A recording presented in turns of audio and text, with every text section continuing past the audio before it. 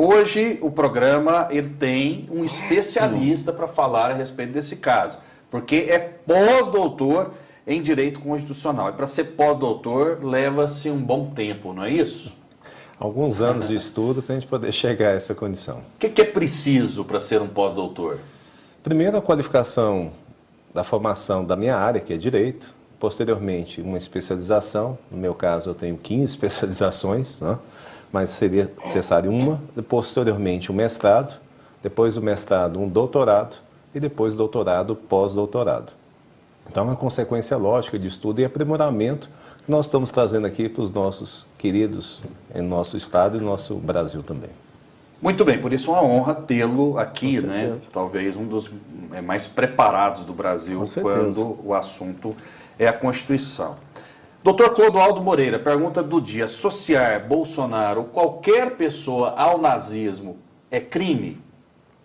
Um excelente questionamento e é interessante a gente trabalhar esse assunto aqui. Qualquer pessoa, seja eu, você que está na sua casa, nós não gostaríamos de ver a nossa imagem associada a uma perspectiva negativa. Pegar a minha pessoa, a sua pessoa, vincular a nossa pessoa à figura do Hitler, configura, sim, um crime. Esse crime, na verdade, está previsto no Código Penal, que é o Decreto-Lei 2.848 de 40, nos crimes contra a honra, difamação, calúnia e injúria. No caso concreto, a perspectiva que foi colocada pelo site é no sentido, Rafael, de difamar. O que é difamar? Pegar a imagem da pessoa e viralizar ela no sentido de acabar com a perspectiva, acabar com a imagem propriamente dita. E, ao mesmo tempo, nós temos a configuração do crime de injúria, ou seja, provavelmente o presidente da República se sentiu ofendido também com essa perspectiva. Então, nós temos aí dois crimes claros, que é difamação e injúria. Vale ressaltar também que o próprio Código Penal dispõe no artigo 141 que, se for utilizado por meios de comunicação a finalidade de difamar e injuriar, a pena aumenta-se em razão desse fato. O Código Penal deixa claro também que o ministro da Justiça, por se tratar de um crime praticado contra o presidente da República, deve tomar as medidas necessárias. O que foi feito até o presente momento? A solicitação da Polícia Federal para que investigue o fato, para que determine a autoria ou não do fato tido como criminoso, para posteriormente tomar as medidas perante o Supremo Tribunal Federal, pois o presidente da República ele tem foro privilegiado nos termos do artigo 102 da Constituição Federal. Então, na minha visão, como técnico, como profissional do direito, há sim o crime praticado, que é o crime contra a honra. Aí que vem a questão que nós vamos debater aqui. Na verdade, não seria isso para alguns uma liberdade de expressão? Porque é uma situação interessante, Rafael. O próprio partido, o próprio presidente, ele gosta sempre de falar que todo mundo tem que ter liberdade de expressão, que a gente não admite censura. Mas quando é com a gente, realmente, será que para ele realmente isso é liberdade de expressão, o crime? Exatamente, fica o questionamento, daqui a pouco a gente vai entrar nisso, mas antes eu gostaria de perguntar para o senhor: compartilhar esse material é crime também? O próprio caracteriza fake news? O próprio Código Penal fala compartilhar. O que é? Concorrer para o crime. Então, a pessoa, nesse caso, viu aquela imagem, ele entendeu engraçado, olha, isso aqui é engraçado, etc e tal. E ele está compartilhando aquilo, é configurado como crime? Quem concorre para o crime responde pelas penas impostas. Então, eu estou fomentando ainda mais aquilo que é correto ou incorreto. Eu tenho sempre partido da premissa, aí que nós já trabalhamos anteriormente, que não existe um conceito de fake news. Só que são coisas distintas. Uma coisa é Hitler, outra coisa é Bolsonaro. Isso aí está muito claro que não existe uma associação vinculativa entre essas duas pessoas.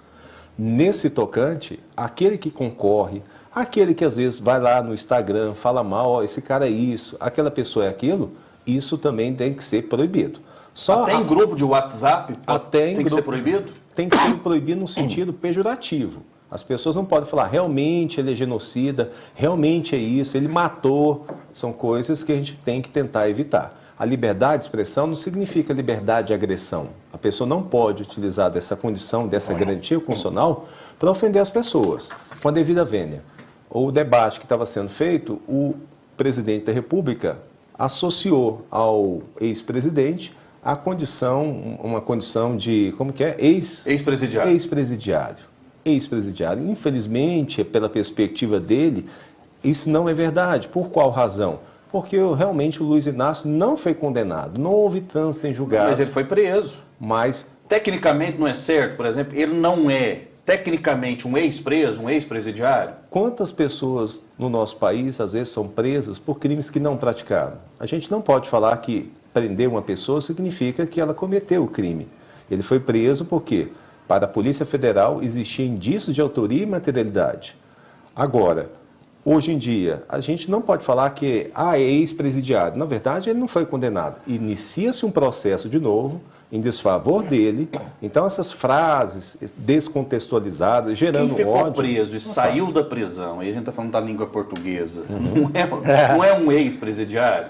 Na verdade, ele cumpriu com a sua pena, não existe a figura ex-presidiário, é vulgarmente falado ex-presidiário, a pessoa cumpriu com a sua obrigação e ele não deve mais nada ao Estado. Posso falar? Ex-presidiário é vulgarmente falando, mas na verdade ele cumpriu com a sua obrigação. Vamos debater, pois não, professor Clécio. Deixa eu usufruir dessa sabedoria, que essas mentes brilhantes, quando chegam perto da gente, a gente tem que usufruir delas, né? Sim. Professor, o conceito descondenado, então, pode ser usado corretamente, tecnicamente? Perfeito, professor. Vem sendo utilizada de forma recorrente essa palavra, descondenado. Ele foi descondenado.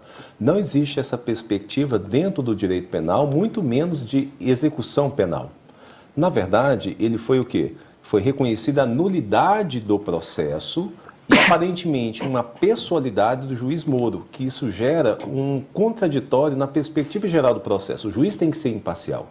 Diante dessa nulidade, a gente tem que falar que foi anulado o processo e se inicia o processo do novo. Fato, ele vai responder o processo. Se, porventura, se tornar presidente, essa matéria vai ser encaminhada ao Supremo Tribunal Federal por foro privilegiado e poderá ocorrer um fenômeno que chama prescrição. Então, professor, realmente é incorreto falar despenalizado. E sim, foi anulado o processo e é garantida a toda pessoa, todo brasileiro, a ampla defesa e contraditória. Qual conceito poderíamos utilizar, então, para este caso totalmente extraordinário, digamos assim, professor, ao seu ver?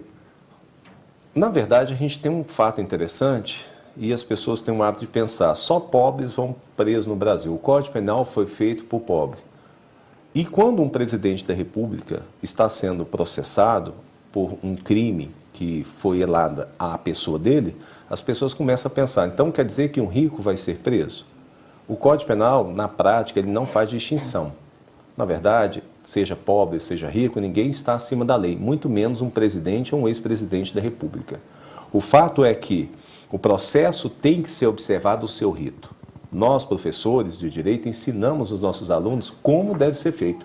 Infelizmente, quando há um erro, esse erro tem que ser colocado. Não estou aqui falando que não houve crime, estou aqui falando que houve um erro processual e isso compromete principalmente o dinheiro que foi gasto nessa investigação. Milhões e milhões de reais que foram gastos. Na verdade, o que nós queremos é um processo rápido, célere e que realmente busque a verdade real. E a verdade real tem que ficar aos autos e não propriamente o que as pessoas acham. Professor, a história traz lembranças. E quando nós da esquerda, nesse momento caloroso das disputas eleitorais, chamamos o Bolsonaro de genocida, de fascista, de nazista, nós temos que voltar um pouquinho na história. Então, agora já vamos para o centenário do surgimento do fascismo na Itália, que depois do fascismo derivou o nazismo, o franquismo e o salazarismo. Então, todos esses regimes implantados na Europa foram regimes totalitários. E quais as características? O mais importante é dizer as características para que a gente possa associar com o determinado momento que vivemos hoje no Brasil, em 2022. Uma das características lá do fascismo, de Mussolini, lá na Inglaterra, foi que ele se apropriou, né, da onda de muita crise econômica que vivia a Europa, passado pela Primeira Guerra Mundial. Ele se apropriou da queda de valores, porque o mundo passava por mudanças, e ele queria uma agenda conservadora para o seu país. Então, o discurso dele era conservador. Hoje nós temos o Bolsonaro aí quando ele fala que defende família, na verdade ele está com saudosismo do conservadorismo, do machismo, da misoginia. Então, Mas ele é casado com uma mulher. O Bolsonaro apela para o militarismo, foi o que os regimes totalitários apelaram, cooptou a igreja, né, cooptou as igrejas. Lula fez na isso época, também com a CNBB. E uma coisa em comum que ele tem com esses ex-absolutistas, esses ex... Mas isso não é subjetivo, não é ilação? Não, é porque as características do Bolsonaro hoje são como as do passado. Eles faziam manifestações, estava lendo outro dia que agora no dia 28 de outubro vai completar o centenário da marcha em Roma, promovida por Mussolini, que era um fascista. Qual era o nome? Então já vou acrescentar mais uma pergunta aqui para a mesa com... análise do Dr. Clodoaldo Moreira. Associar Bolsonaro, qualquer pessoa, ao fascismo é crime também? Está tudo em torno de mim, vocês estão observando muito bem, né? O senhor tem o peso do PhD. O senhor é pós-doutor em Direito É o peso da balança, né? Tem que ficar, né? Sim. Mas, na verdade, qualquer associação, aí o colega trouxe muito bem essa perspectiva histórica, né? Hideki Doji no Japão, Mussolini na Itália, Stalin, né? Na Hitler, China também, né? China. Então a gente observa Mao que Tse-tung. nós tivemos aí, infelizmente, pessoas que não representam o anseio do quê? De uma população. Na verdade, essas pessoas recebem denominações de fascista, isso, aquilo, outro. Fascista, comunista, eletricista, taxista, bolsonarista, são todos os istas. O ista está ficando pejorativo. Eu acredito muito nessa perspectiva, Rafael. Sim. A questão da construção democrática. Nós temos um país muito novo ainda de democracia e a gente precisa cada vez mais amadurecer essa democracia. Toda vez que eu vejo e ouvi e respeito a opinião do colega da bancada, mas se a gente for parar para pensar bem, a gente teve já um presidente da República que foi o pai dos pobres, que é Luiz Inácio Lula da Silva, depositamos essa confiança nele, já elegemos uma mulher, já elegemos o caçador de marajás, então já elegemos agora um militar. Então nós estamos aí nessa tentativa de achar uma pessoa que contemple realmente os valores, não são valores propriamente próprios, cada um tem uma bandeira, mas é o quê? A honestidade, buscar o bem-estar social da população. Então a gente vê muito isso, o país está totalmente dividido, as pessoas estão se dividindo. E a melhor forma de conquistar um país é dividindo as pessoas. O que nós devemos fazer? Nos unir. Então, de certa forma, a partir do momento que você também, você está falando isso, aquilo, na verdade, você não está sendo democraticamente brasileiro. O brasileiro tem que estar unido. Quais são os nossos problemas? Esses. Vamos trabalhar junto. Nós temos candidatos? Temos. Mas devemos não mais ficar pensando em partidos, devemos eleger pessoas, e pessoas que têm um compromisso. Então, a partir do momento que eu, suponhamos, chegue e fale mal de Lula, fale mal de Bolsonaro, fale mal de Ciro, de Simone, que seja, todos, e se falarem mal de mim, também têm o direito de processar, e você também tem o direito de processar. A questão é, essa liberdade de expressão sua, minha, nossa, que é uma garantia constitucional, ela pode passar por cima de direitos, ela pode passar por cima de todos os valores para alcançar a sua perspectiva própria? Acredito que não. Os adjetivos que são perigosos, é isso? Você pode fazer uma análise, como nós estamos fazendo aqui, mas você não pode adjetivar e fazer uma associação direta sem prova, né? Porque é o seguinte, você fazer uma conjectura de que alguém é fascista ou de que alguém é nazista, a pessoa tem que provar a tese. Exato. Ou não. É a mesma coisa falar assim, genocida. Não é uma acusação? É uma perspectiva, genocida. Quantas pessoas morreram? Tantas. Isso seria muito mais vinculado a uma improbidade administrativa, ou seja, uma falha na prestação de serviço público dentro da saúde, do que propriamente falar, você matou. Não é a questão de matar, é uma questão de uma falha de uma prestação. Tem que provar. Tem que provar, até mesmo porque o conceito genocida, ele vem do pós-Segunda Grande Guerra Mundial, me corrija o professor se eu estiver errado, ali na Declaração Universal dos Direitos Humanos, né, exatamente para incorrer os crimes que dentro do Tribunal de Haia foram devidamente julgados, ali por volta de 1950, e inclusive tem até uma filósofa que acompanhou alguns julgamentos ali, olha, que é a Hannah Arendt, né, excelente filósofa, muito inteligente, e que ela traz claramente o esclarecimento ali naqueles tribunais onde foram feitos esses julgamentos, no Tribunal de Haia em especial, e a Hannah Arendt traz claramente que havia banalidade do mal, né? Então o que eu estou vendo aqui é que o professor está muito preocupado, e o colega também ali do Partido dos Trabalhadores, presidente do PT de Hidrolândia, está muito preocupado, e nós estamos preocupados também, acredito, Rafael,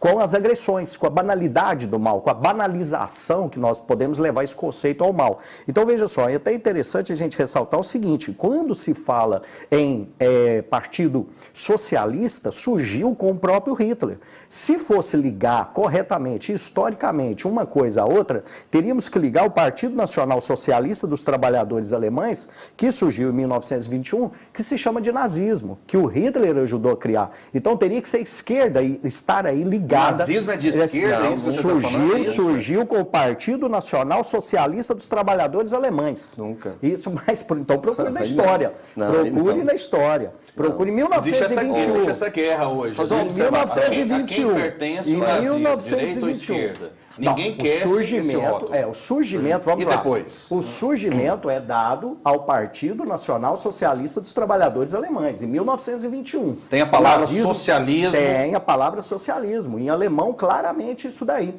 Então, vejam só, historicamente dizendo, dentro da história política e também dentro das questões filosóficas, igual eu trouxe aqui a Hannah Arendt, ela é totalmente contra regimes totalitários, sejam eles de esquerda ou sejam eles de direita. Então veja que interessante, como ela remonta isso também, ela diz claramente, qualquer regime totalitário de governo é antidemocrático e ele faz um alimento à banalização do mal. Professor, eu gostaria de fazer uma observação. Quando o senhor fala que o povo brasileiro é muito carismático, o povo brasileiro deveria pensar numa agenda de Brasil, mas aí ao mesmo tempo o senhor fala sobre as figuras que estão postas, e parece que no meu entendimento uma negação de partido. O nazismo, o fascismo, foi culto à personalidade, como o Bolsonaro faz hoje. Ele cultua a imagem dele com motocicletas, marchas, grandes movimentos e ainda usa a imagem de Deus. Então é um culto à personalidade. Mas o Lula também não fez isso, não faz isso em relação aos pobres? Não, a diferença está essa. Porque se você... Para a extrema-direita e para a extrema-esquerda, não existe o Deus minúsculo Bolsonaro e o Deus com D minúsculo Lula. É nessa parte que eu quero entrar e dizer para o professor que o partido ele é interessante porque ele é um programa. Porque o Lula já está idoso, a ideia Lula vai embora. Mas o programa continuado de nação, de respeito aos povos, à diversidade, vai continuar, vai permanecer. O PT vai continuar sendo o partido das massas, das minorias, dos pretos, dos pobres, dos indígenas. Então a ideia Lula passa, é diferente da pessoa. Mas como é que ele Hitler foi um populista. Massas, se ele é das minorias, não tem o uma Mussolini foi um aí, não? populista. Então governos populistas passam e deixam terra arrasada. Lula não é populista? Lula não é populista? O Lula ele representa uma ideia de partido, um programa de nação. Uma nação que quer se desenvolver, quer distribuir renda e quer atingir todos. Diferente da hierarquia instituída pelo Hitler. O Hitler queria o quê? Cometer até eugenia. O que era eugenia? Mais do que o genocida no tempo do Hitler. Ele queria uma raça pura. Só os arianos. Arianos, os povos germanos.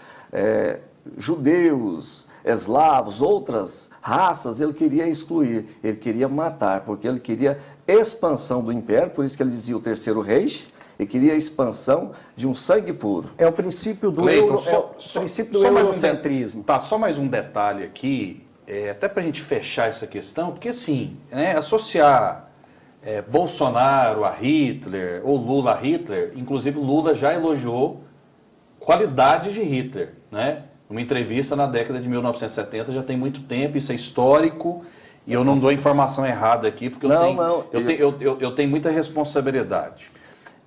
Mas só para a gente fechar essa questão, Bolsonaro o Brasil hoje é um aliado de primeira ordem de Israel. Então, como que alguém que é parceiro de Israel é aliado também ao nazismo? A conta não fecha, não tem jeito. A gente tem que ter um raciocínio lógico em relação a isso. Não tem como ser amigo de Israel e amigo do nazismo. Não tem, exatamente. O Bolsonaro é uma contradição, Rafael. Ou eu estou falando besteira? Não, o senhor está falando certo. Você falou certinho. Veja só, o presidente do PT aqui colocou claramente o seguinte, que há um jogo de massa e um jogo do Lula a favor de minorias. Há uma clara contradição aí nesse sentido. O Lula sempre foi um governo, o Lula sempre foi um candidato também populista nesse sentido, certo? Então, Lula, ele é aquele controverso candidato, cheio de dinheiro, rico, e que faz o discurso dos pobres. É incoerente uma série de argumentos que são utilizados aqui e que nos levam a uma reflexão muito mais profunda. Por que o Lula, então, ele não deixou outras pessoas crescerem no partido dele?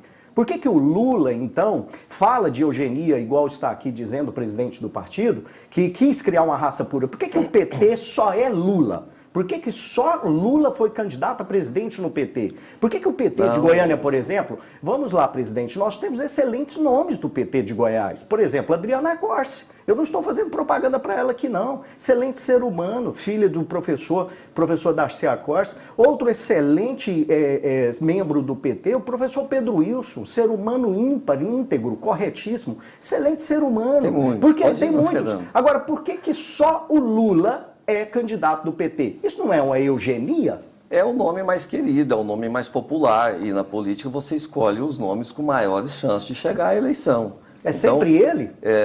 O PT já testou o professor Haddad, o Lula foi o primeiro a indicar uma mulher para disputar a presidência da República, o Partido dos Trabalhadores foi o primeiro a dar condições de uma mulher chegar à presidência da República. Sob o comando dele, né? Porque ela dizia que quem mandava era ele. O primeiro partido a colocar no STF, a nomear Joaquim Barbosa, um negro, para o STF. Então, o PT tem seus setoriais que atendem às demandas dos indígenas, que está acompanhando os índios. Qualquer setor da sociedade que tenha problema, que precisa do Estado, o PT tem um setorial. Então, o PT e o Lula publicamente, inclusive, fez críticas muito duras a pastores e padres. Não é uma segregação também? Não, de forma alguma. O PT, o Lula é assessorado por espiritualistas. Quando o Lula estava... Mas ele fez uma crítica direta. Não, ele fez alguns. Em toda a sociedade, em toda instituição, tem pessoas irresponsáveis. Pessoas que não têm compromisso com o povo, que têm mais compromisso com o dinheiro. Okay. E a gente sabe quem são esses pastores que têm compromisso com o dinheiro e não com a população. Deixa eu manifestar também que o debate está interessante. Quando eu falo partido político, é exatamente isso. As pessoas se identificam a partidos políticos, se identificam a ideologia às vezes e querem criar isso como algo natural, normal. E às vezes as pessoas chamam para si. Nós elegemos o primeiro-ministro negro, nós fizemos aquilo. Gente, não faz mais do que obrigação. Não faz mais do que obrigação. Ninguém está obrigando Lula, obrigando Bolsonaro a ser presidente. Se você se propõe a representar o seu país, você tem que fazer isso mesmo. Porque a Constituição Federal dispõe que as pessoas são iguais. Então, a partir do momento que eu começo a eleger, suponhamos, mulheres, homens, negros, que seja, é o reconhecimento da Constituição. A gente não pode pensar nisso, porque nós não temos só um partido. E esse partido, assim, às vezes, nós somos dos pobres. Quer dizer, então, que dos outros é dos ricos? Os ricos também não têm acesso aos benefícios, à saúde? Somente os pobres? Todos têm a mesma dignidade. Não existe gradação. E partido político está chamando para si isso.